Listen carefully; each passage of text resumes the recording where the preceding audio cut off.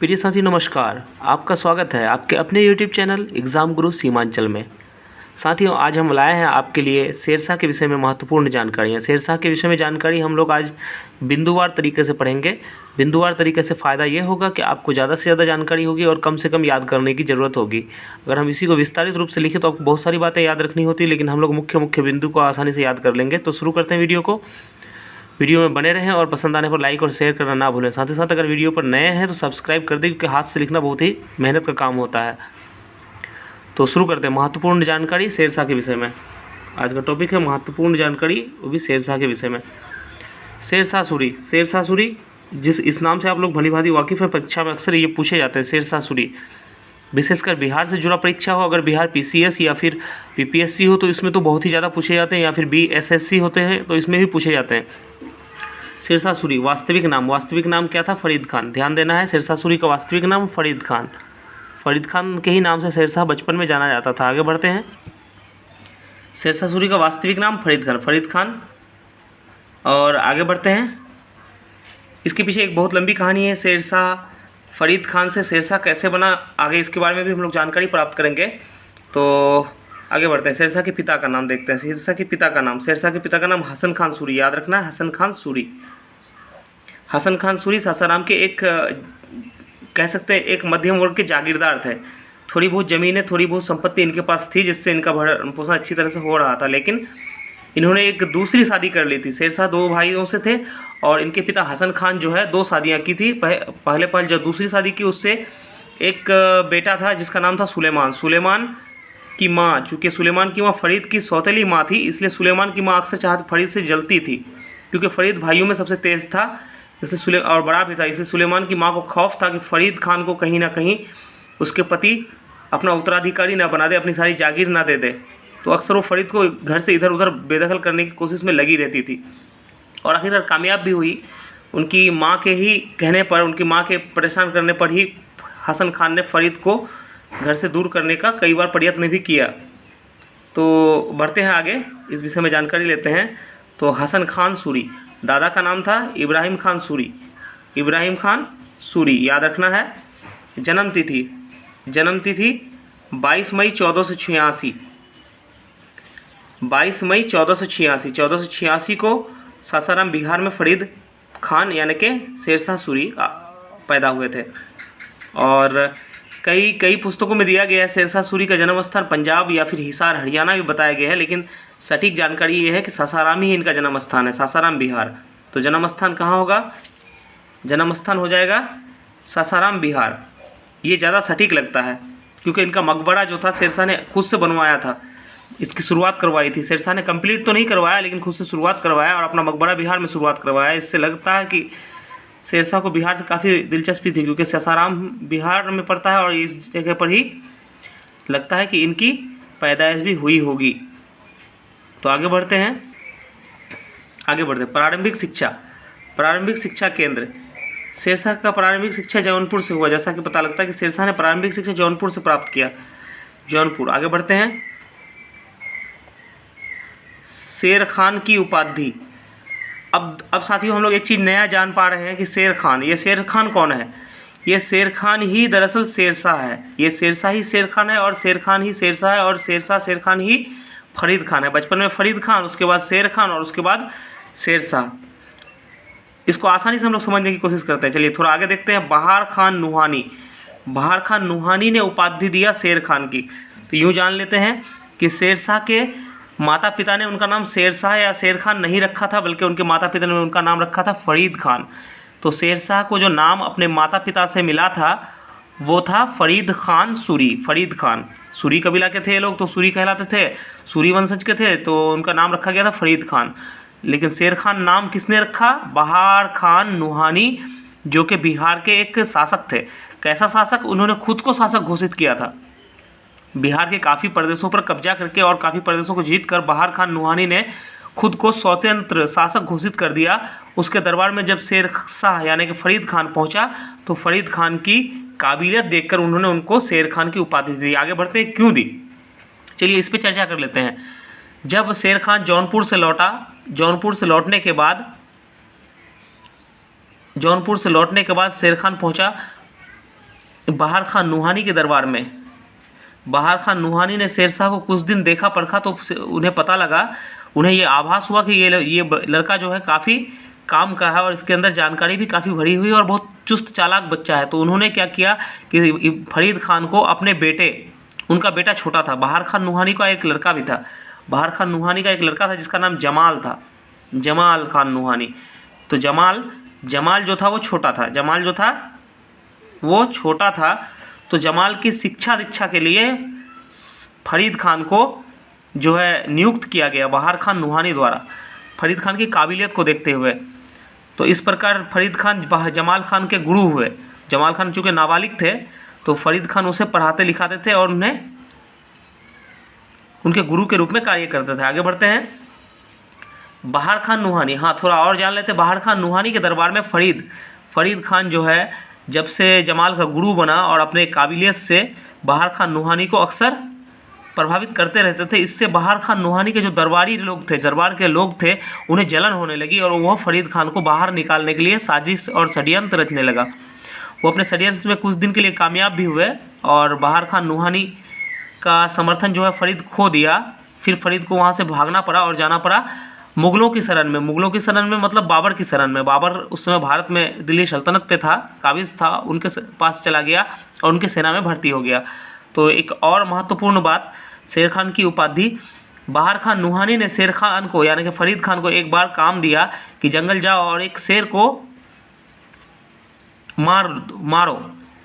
तो शेर खान जो है, फरीद खान जो है सिपाहियों के साथ जंगल गए, लेकिन एक शेर को अकेले ही मार गिराया, अकेले ही उसका जबड़ा तोड़ दिया। जबड़ा तोड़ करके शेर को मार करके जब वो लौटे तो बहार खान नुहानी उनसे बहुत प्रभावित हुए और बहुत खुश हुए उनकी वीरता और साहस देखकर, और उन्हें यह उपाधि दिया गया शेर खान की। तो बहार खान नुहानी ने कहा, तुम बहुत वीर हो, तुमने शेर को अकेले मार दिया है, तो शाबाश, तुम्हारा नाम आज से शेर खान है। इससे शेरशाह बहुत खुश हुए। कुछ ऐसे ही कारण थे जिसके कारण दरबारी लोग जो है जलने लगे थे शेरशाह से, और वो क्या किए कि फरीद को निकालने के लिए तरह तरह के षड्यंत्र करने लगे। और आखिरकार फरीद को लगा ऐसा कि बहार खान नुहानी का समर्थन उन्होंने खो दिया है, और वो क्या किए कि मुग़ल शरण में चले गए और बाबर के सेना में कार्य करने लगे। आगे बढ़ते हैं। शेरशाह जो है मौका पाकर के बहार खान नुहानी के दरबार में आ गया। बहार खान नुहानी के दरबार में बहार खान नुहानी की मृत्यु के पश्चात शेरशाह आया, क्योंकि शेरशाह को बहार खान नुहानी, ऐसा कहा जाता है कि बहार खान नुहानी की पत्नी वो शेरशाह के काबिलियत से और ईमानदारी से वाकिफ़ थी, इसलिए उन्होंने शेरशाह को बुलाया बहार खान नुहानी के मृत्यु के पश्चात कि उनके बेटे जमाल जब तक बड़े नहीं हो जाते उसके राज्य को आप संभालिए आके।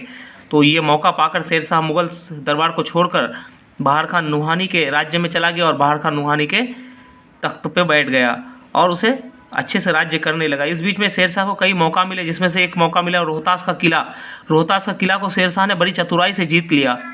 रोहतास का किला जीतकर शेरशाह ने एक और उपलब्धि हासिल की, और साथ ही साथ शेरशाह को जब मौका मिला 1537 ईस्वी में उन्होंने बंगाल के एक हिस्से को भी जीत लिया, जिससे जो है हुमायूं, मुग़ल बादशाह हुमायूं को बहुत ही तकलीफ़ हुई और वो गुस्से में आकर शेरशाह से लड़ाई करना चाहा, और उन्होंने 1539 में चौसा में शेरशाह से युद्ध शुरू कर दिया। और इस युद्ध में शेरशाह की जीत हुई, क्योंकि शेरशाह बहुत ही चतुर और बहुत ही चालाक सेनानायक था, इसलिए उन्होंने अपने चतुराई से, अपने कूटनीतिज्ञ से 1539 के चौसा का युद्ध, जो कि चौसा बक्सर बिहार में है, जीत लिया। और इस तरह से मुग़ल बादशाह हुमायूं की हार हुई और वो लौट कर दिल्ली गया। मुग़लों को यह हार बर्दाश्त नहीं हुई। इस बीच में शेरशाह ने अपने नाम के सिक्के भी चलवाए, और फिर मुग़ल बादशाह हुमायूं 1540 में शेरशाह से लड़ने के लिए दोबारा वापस आया, और इस बार कन्नौज में लड़ाई हुई। कहाँ लड़ाई हुई, याद रखना है, कन्नौज में। कन्नौज, या फिर इस जगह को हम लोग बिलग्राम भी बोलते हैं, बिलग्राम, कन्नौज अथवा बिलग्राम में लड़ाई हुई 1540 ईस्वी में। 39 की हार के बाद हुमायूं बर्दाश्त नहीं कर सका और 1540 में फिर से कन्नौज अथवा बिलग्राम में शेरशाह से लड़ाई करने के लिए आ धमका। और इस युद्ध में भी शेरशाह ने उसी चालाकी से, जिस चालाकी से बाबर ने अफगान यानी कि लोदी वंश को हराया था, उसी चालाकी से सेना को सेटिंग किया, सेना का जो निर्माण किया सेना को जो सजाया शेरशाह सूरी ने, उसी तरह से सजाया जिस तरह से बाबर ने सजाया था इब्राहिम लोदी को हराने के लिए। और इस युद्ध में भी शेरशाह की जीत हुई। और अब तो बिल्कुल मुग़ल बादशाह हुमायूं पूरी तरह टूट चुका था, वो किसी तरह जान बचाकर भाग गया। और इस तरह 1540 में शेरशाह ने अपने नाम का खुतबा पढ़वाया और खुद शासक बन बैठा। और शासक बनने के साथ साथ उसने अपना नाम बदल दिया और उसने अपना नाम खुद से रखा शेर शाह।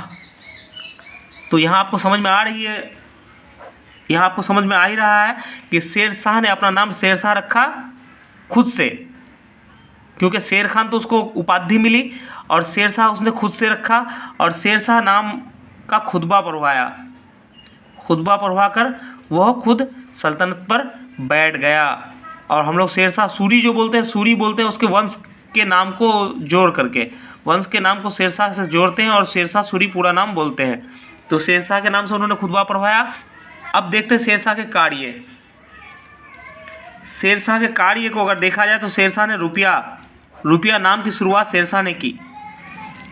पहले भारतीय मुद्रा जो चल रहा था उसका नाम रुपया नहीं था, लेकिन शेरशाह ने उसका नाम रुपया रखवाया। और रुपया के विषय में क्या बताना, आप लोग सब जानते ही हैं, रुपया कई देशों में अभी चल रहा है। भारत के मुद्रा को आज तक रुपया ही कहते आ रहे हैं। तो ये नाम की शुरुआत जो है, याद रखना है आपको, शेरशाह सूरी। इस नाम की शुरुआत किसने की? शेरशाह सूरी ने, उन्हीं के शासनकाल में हुआ। अब आगे बढ़ते grand trunk road. Grand trunk road, ये रोड जो है शेरशाह सूरी ने इसकी मरम्मती कार्य करवाया और इसको विकसित रूप दिया। इस रोड के बनने से बहुत ही फायदा हुआ, आवागमन आसान हो गया। और 1500 कोस कहा जाता है, 1500 कोस की दूरी तय करता है ये रोड।